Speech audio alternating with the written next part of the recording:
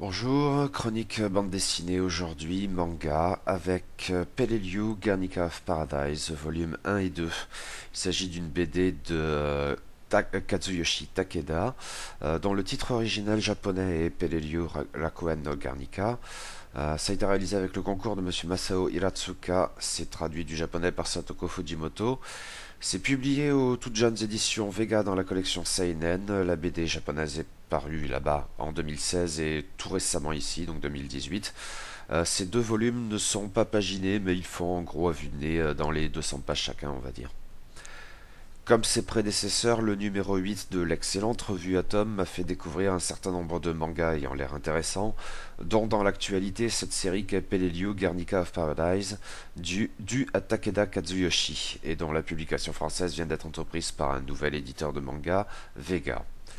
Les deux premiers volumes sont parus d'emblée, ce sont ceux dont je vais vous parler aujourd'hui, mais la série est en cours de publication au Japon, où il y a au moins 3 autres volumes, ce qui devrait être traduit relativement rapidement, ai-je cru comprendre.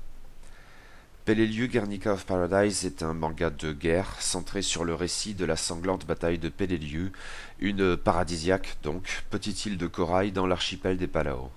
Cette bataille semble-t-il méconnue des Japonais contemporains, tout particulièrement à en croire Hiratsuka Masao, un spécialiste de la guerre du Pacifique, qui a conseillé Takeda Kazuyoshi dans la conception de cette BD. Cette bataille donc a eu lieu entre septembre et novembre 1944 et a été particulièrement sanglante. Elle a opposé pendant près de 2 mois, là où le commandement américain pensait régler l'affaire en quelques jours, dans les 40 000 soldats américains et 10 000 soldats japonais. Si la bataille a autant duré, c'est que les Japonais avaient aménagé tout un réseau de grottes dans l'optique de tenir le plus longtemps possible et de rendre la victoire particulièrement coûteuse aux Américains. Un scénario anticipant la plus célèbre car hautement symbolique bataille d'Iwo Jima. Je vous renvoie éventuellement à ma chronique du film de Clint Eastwood, Lettre d'Iwo Jima. Cette bataille aura lieu quelques mois plus tard. Cet acharnement à défendre cette île minuscule dans une opération clairement suicidaire et funeste originalité, pour la première fois semble-t-il véritablement conçue comme telle au plan stratégique. Le contingent japonais, constitué de troupes de réserve, en infériorité numérique marquée, mal équipé, mal approvisionné et qui ne pouvait pas espérer de renfort, n'avait absolument aucune chance de l'emporter et se rendre était inacceptable. 97% des soldats japonais de Peleliu sont morts durant la bataille. Cet acharnement donc tenait à ce qu'il s'y trouvait un aéroport qui pourrait constituer un atout déterminant pour les bombardiers américains, à même depuis cette base de menacer directement le Japon ou de fournir un support dans la campagne visant à reprendre les Philippines. De fait, la guerre dans les Palaos, et notamment à Peleliu, était associée au théâtre d'opérations philippin, et la victoire décisive des Américains dans le golfe de Leyte fin octobre avait considérablement diminué l'intérêt stratégique de la petite île de corail et de son aéroport. La bataille n'en continuerait pas moins une des plus meurtrières de la guerre du Pacifique. Il existe un certain nombre de mangas traitant de la Deuxième Guerre mondiale. Ce même numéro d'Atom en dresse d'ailleurs un intéressant panorama. J'en aurais bien repris du rab, à vrai dire.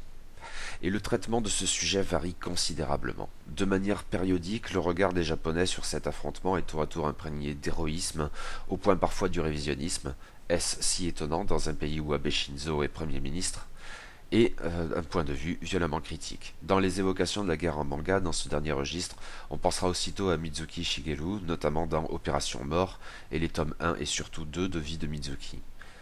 Mizuki était non seulement soldat alors, mais a véritablement combattu sur le front, il est passé à 2 doigts de mourir à maintes reprises et il y a perdu un bras.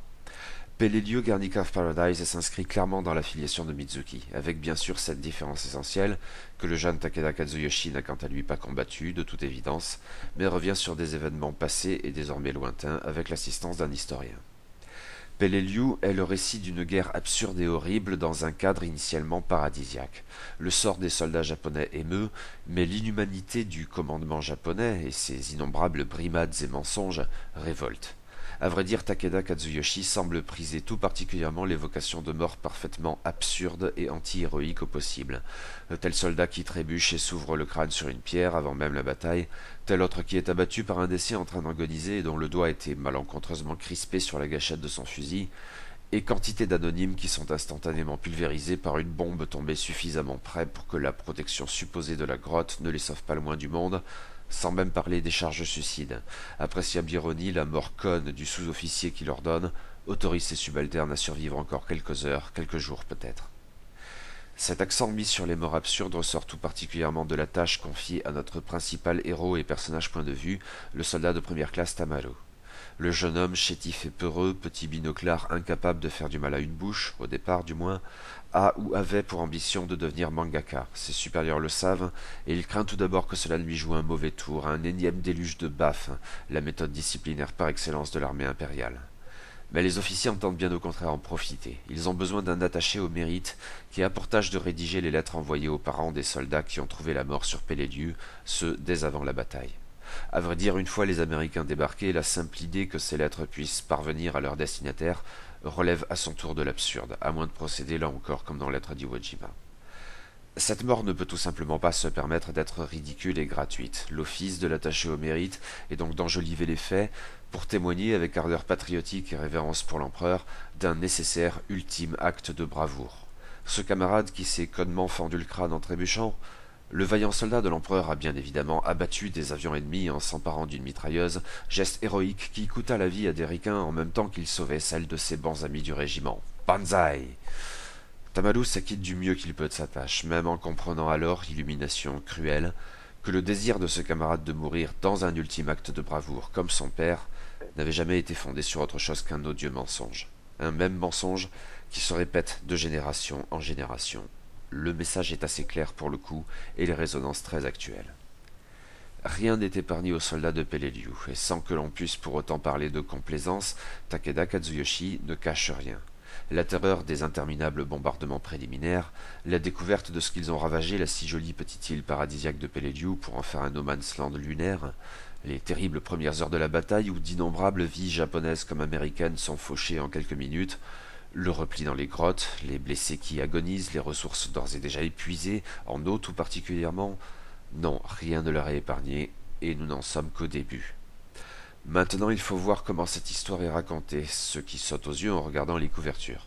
En effet, Takeda Kazuyoshi a fait le choix de prime abord incongru d'un dessin très enfantin, naïf, tout en rondeur, faisant plus que loucher sur le super déforme de grosses têtes et petits corps.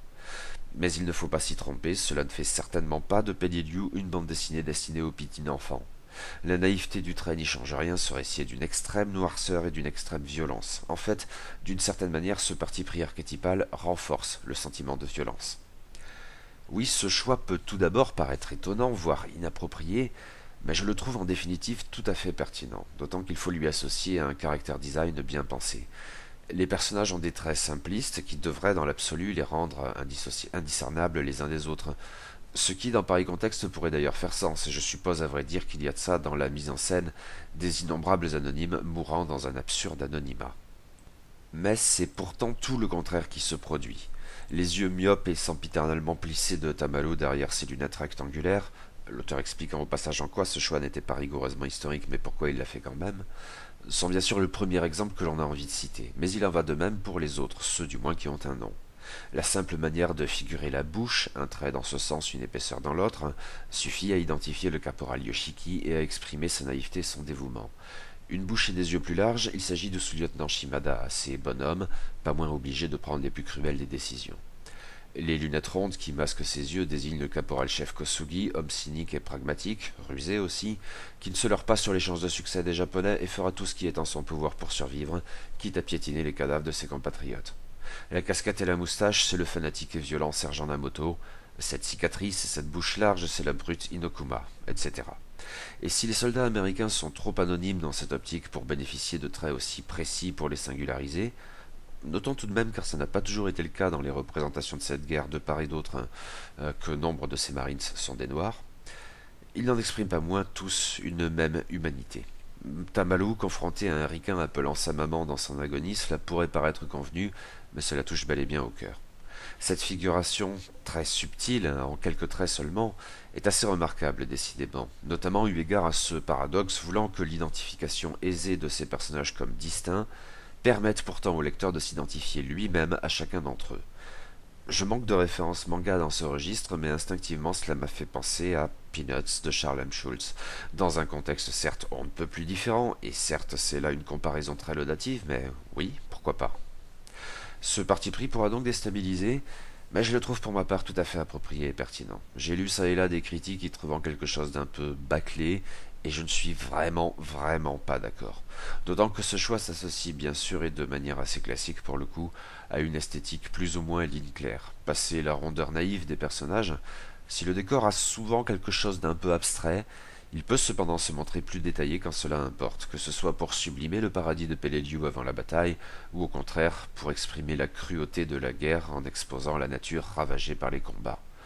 Le dessin se montre surtout plus précis pour les engins militaires, les barges de débarquement, les tanks, les avions, sans jamais trop en faire. Et là encore, Takeda Kazuyoshi explique brièvement dans quel cas il a décidé de faire des entorses graphiques à la rigueur historique et pour quelle raison, par exemple concernant l'uniforme des soldats japonais. L'association de ces diverses caractéristiques fonctionne très bien. Vous l'aurez compris, je suis très enthousiasmé au sortir de ces deux premiers tomes de Pelledio Guernica of Paradise. C'est une BD rude, encore une fois, ne pas s'y tromper, mais elle fait preuve d'une certaine subtilité dans sa méthode qui vaut pour le dessin comme pour le scénario. Et ce point de vue est très intéressant, comme un contrepoint à Tarawa Atoll Sanglant de Charlie et Hubinon, BD lue et relue quand j'étais gamin puis ado, dans laquelle le point de vue américain animalisait ou végétalisait, face de prune, face de citron, un ennemi japonais par essence indifférencié et barbare. Par ailleurs, en cette triste époque où le nationalisme et le révisionnisme semblent redevenir toujours plus prégnants, cette BD a quelque chose de salutaire. Mon seul regret pour l'heure est une certaine nonchalance dans la traduction parfois et surtout la relecture. La fin du deuxième tome tout particulièrement est saturée de coquilles, ce qui est tout de même sacrément pénible. J'espère que les jeunes éditions Vega se montreront à cet égard plus soignées dans les tomes suivants. Ce petit bémol mis à part, oui, j'ai vraiment apprécié ces deux premiers tomes de Peleliu Guernica of Paradise et j'ai hâte de lire la suite.